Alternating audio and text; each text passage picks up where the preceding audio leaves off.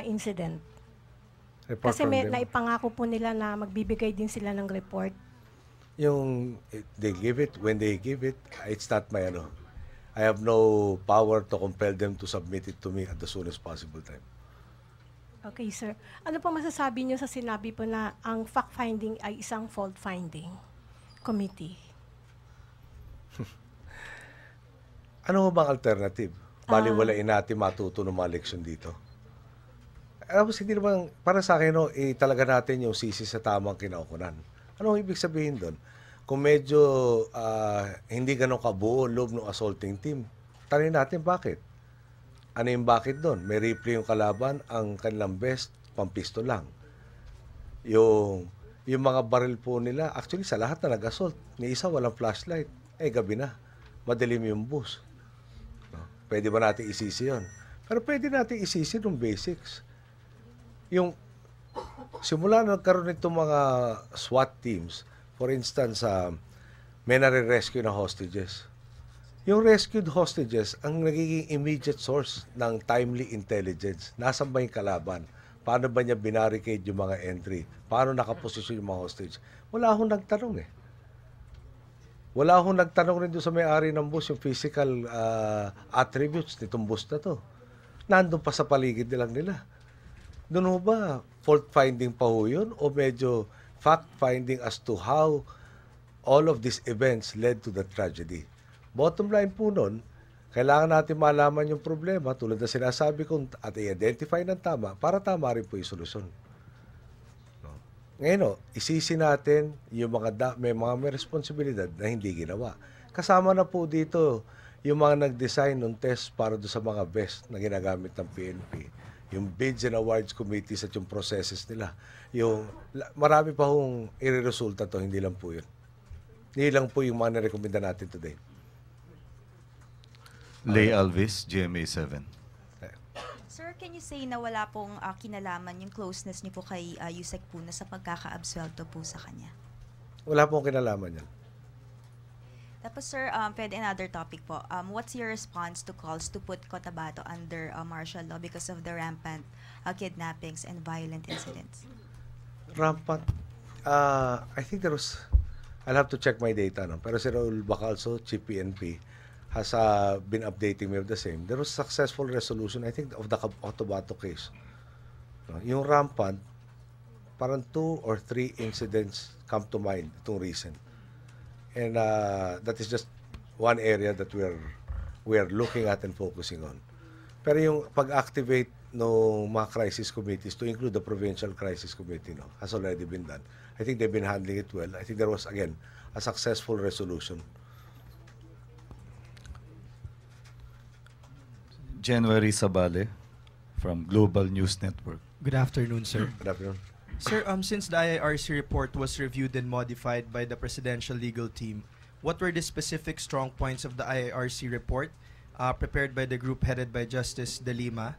What were its specific weak points and how was it specifically strengthened by the Palace Legal Team? Well, number one, Secretary De Lima is a secretary. She's not a member of any court. No? Sorry. Baka naman bukas may magsasabi I'm going appoint her to the Supreme Court. Sorry. Yung what I've done, no? I don't think we modified substantially what the IRC did. No, there was a recitation of facts and that was accepted in toto, meaning in its entirety. The recommendations are to file appropriate, and I think we did that. No? The appropriate administrative cases have a basis in the pertinent rules and regulations, and which will prosper, para walang frivolous lawsuits. No? Strengths and weaknesses. They were working under intense pressure. It was physically draining kasi they had the deadline and they had to unearth so much information. The strengths are they unearthed a lot of information that we were not privy to at that time in the immediate aftermath of this incident. So they did their function. They highlighted systemic flaws, institutional flaws, as well as yung personal flaws that we are hoping to address holistically and completely at the fastest possible time. Thank you, sir. Thank you. We have the last two questions from Sandra Aguinaldo and Tina Tanyo. Sandra. Sir, clarification lang, mananatili po bang acting si Secretary Robredo? I think that's the appropriate decision at this point in time. Okay. So he's still under observation? Tama po ba? Both of them are under observation. Both of them. Tina. Sir, good afternoon. You mentioned earlier that you'll be establishing a presidential situation room. It is already established. May we know the composition and in what instances will be the situation room be convened? It's not convened. It's an office manned by personnel from various intelligence agencies who apprise me of all developments around the country and as far as yung international incidents that might have an impact on the operations of the country. It updates me daily. It has been in office about 2 weeks or so, if I'm not mistaken. Okay. Wala na pong katanungan. Marami pong salamat, Ginoong Pangulo. Salamat. Magandang sa inyo. hapon po sa inyong lahat.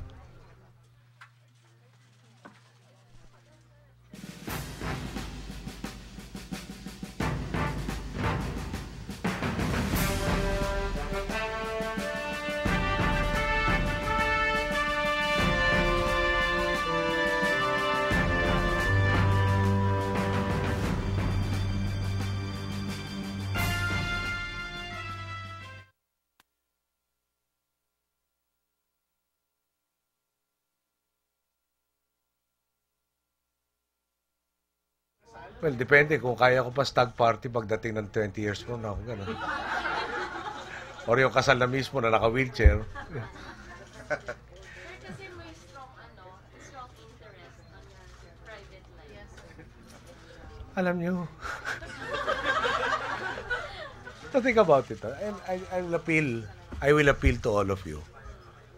Di ba parang, meron bang pwede mangyari if I am in a fishbowl?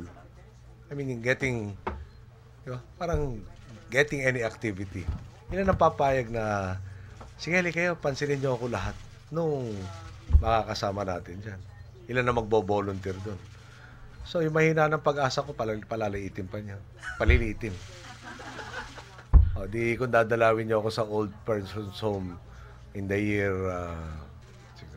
mga 2030, sige, sagutin ko yung tanong nyo. Pero kung hindi wala kayong guarantee na dadalawin nyo ako every other day, di ba? Palampasin na muna nyo yung akin. At pag dumating na may changes, yeah, I guess I'll inform you. But at this point in time, the priority has to be matters of the state. Yung matters of the heart to, ipapanood ko na lang sa DVD. Tsaka ba may magamit na naman si Willard nito? Nagpaalam lang ako nung tutulog muna kami. Naging parang interview na. Okay? So,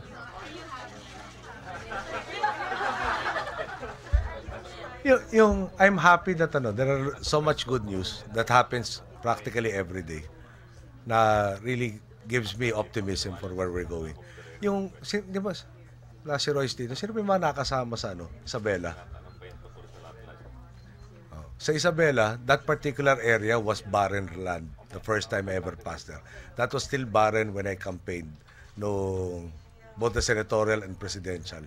Ngayon, that's the first one. Yung corn is the first establishment giving so many jobs and really boosting the income of the farmers. Pero meron pang ethanol na parating. So, parang dulo ng Pilipinas, liblib nung dati kung tutuusin, tapos biglang pinag-uusapan ng trabaho, hindi 1,000, libo-libo na darating doon. Noong araw, inaambisyon ko lang paano mo dadalhin doon para magkaroon ng visa yung balik probinsya program mo. Nangyayari na. Yung personal life, pag naiwanan ko kayo, baka. Alam nyo pa sa sinagot ko sa'yo, lalo nang wala matitira doon eh. Maawa naman kayo, 5% talaga eh.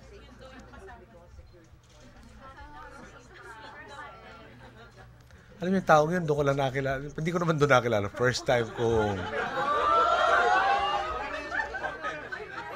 Mali, Tagalog.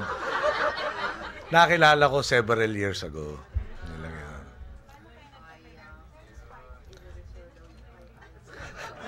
Sensya na, titignan ko pa yung amnesty program eh. Hindi, serious yun. Inspired ako kasi mabait kayo time to time. Baka in the next few weeks, mabait kayo. Tapos pinapangako nila, Sunny at saka ni Ricky, bibigyan kayo ng tigli 5 storya kada linggo.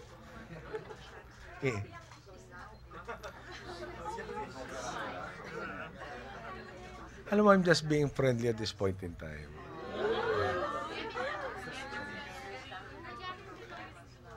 Ganun na lang, yung nakasama ko doon, hindi na kami makikita yata muli dahil ayaw niya center of attention siya.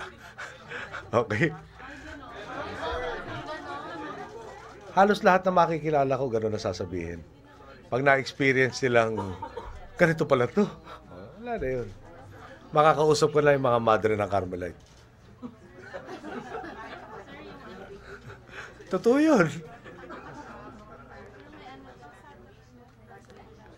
Ha? Gano'n na. Basta ako, alam nyo, naka-off nga tayo, naka-on lahat ng camera nyo. Hindi na tayo kukwentuhan dito. Basta pangako ko naman sa inyo lahat eh. May imbitasyon kayo. Hindi ko alam kung anong function. At kung anong taon. Kaya please preserve your health. I really want to see all of you when that time comes. Pwede ba nitutuyo yung amnesty? Ha? May deadline rin kami dun for all those involved sa Magdala. I have to review it today.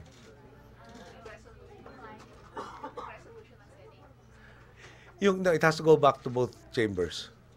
We have anong technical term? Proclamation? Ano ba yan? Amnesty proclamation that has to have the concurrence of both chambers. Hindi na tayo magkikita, 3 weeks na yan. Ang dami ng kwento dito. Okay, so can I go and review? Okay, thank you.